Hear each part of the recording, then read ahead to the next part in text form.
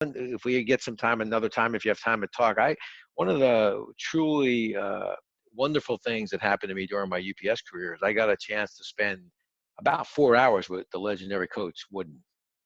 And Coach Wood and I went to his place it was a management conference that we were doing, and we used Coach Wooden as sort of the backdrop of that management conference. So I got an opportunity to spend 4 hours with him, talking to him. Unbelievable, one of the greatest thrills of my life. But he said something to me that always stuck with me. He said to me, he had a conversation one day with Lou Alcindor, of course, Kareem Abdul-Jabbar, but Lou Alcindor for him. And he said to him, he was having a problem with him understanding that, there's four other guys on the floor with you.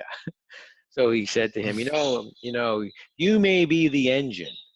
Without those four wheels, this car is not going anywhere. And I thought that was so simple, but so eloquent in really describing that whole team. And it's the same with like that Kobe example. Yeah, you may be the engine, but you need to have those four wheels pretty happy to be working with you.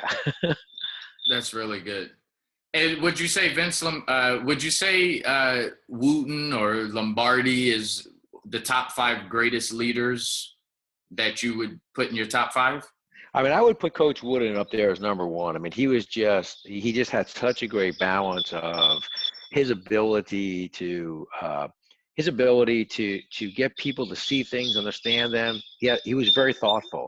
I think leaders are thoughtful. I think leaders are thoughtful because they think through the situation and how it impacts their people. Of course, Vince Lombardi. I always wanted to. I mean, the person I always wanted to meet was George Washington. And the reason why I always wanted to meet George Washington was I wanted to know, like, what did you tell them at Valley Forge? I mean, they weren't getting paid anymore. Here they are. They're fighting for this cause, but they don't have the rations. They don't really have the equipment.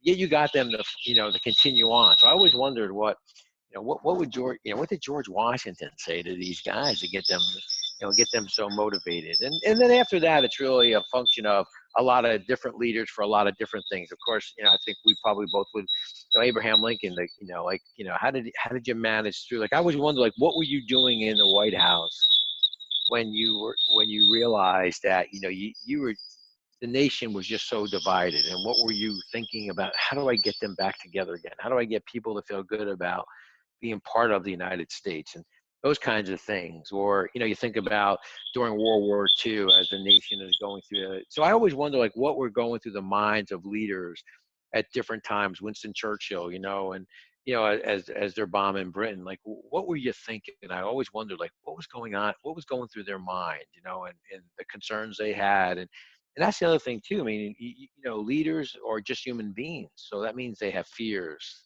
right? And so I think that's and I always look at them and I think, they never let their highs get too high or their lows get too. They didn't. Think about these guys that are declaring victory before the game's over. Next, I'm sure the Atlanta Falcons were declaring victory this year before the game was over. So it's that ability to stay focused and stay balanced. I think that makes great leadership.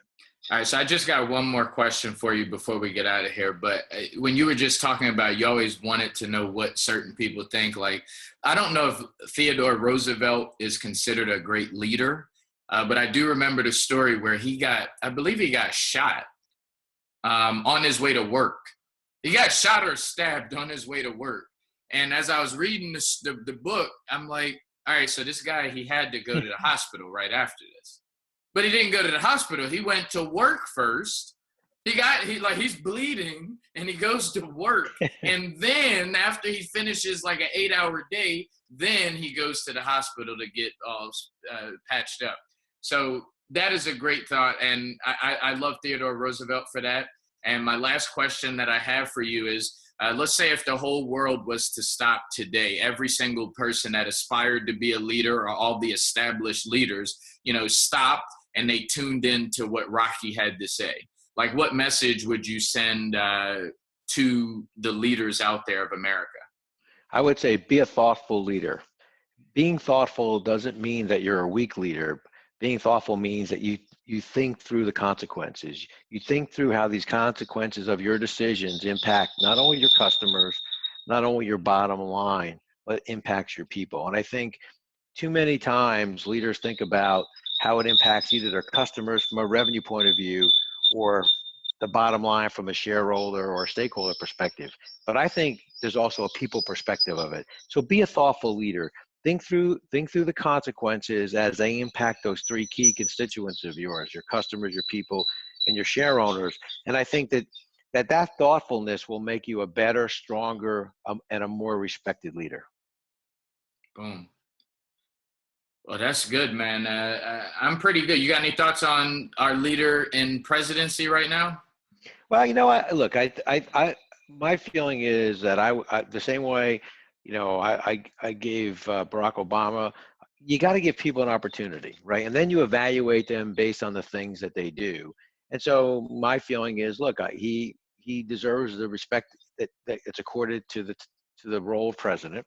I may not agree with everything. I may not agree with his style, but I certainly think that all leaders have that. Look, I give you the respect and to do your job, and then I'll evaluate you based on those results. And frankly, I think the best part of our country is, hey, if he's not doing a good job or doesn't do the things he says he's going to do, 2 years from now, when the elections come out, I think that's people will go vote. I mean, we'll go in the ballot box and we'll vote. What bothers me the most is, and I don't want to get political because I don't want to be disrespectful to anyone else's opinion, but for me, it's still the greatest country in the world, and I just think it's great to disagree, and that's the best part of our country. But let's not be disagreeable. That's all. We don't need to be disagreeable. Just that's what I'm concerned about. I feel like the discourse gets to be where it's becoming personal, and I don't think it should. And certainly, I don't think that's the right way of doing it. That's all. Like, if you didn't agree with me, I would be okay with that. But you would never start yelling or screaming or calling me names. I would never do that to you. I would never be disrespectful to you. And we may disagree on some things. I just think we have to get back to, it's good to disagree, but let's not be disagreeable.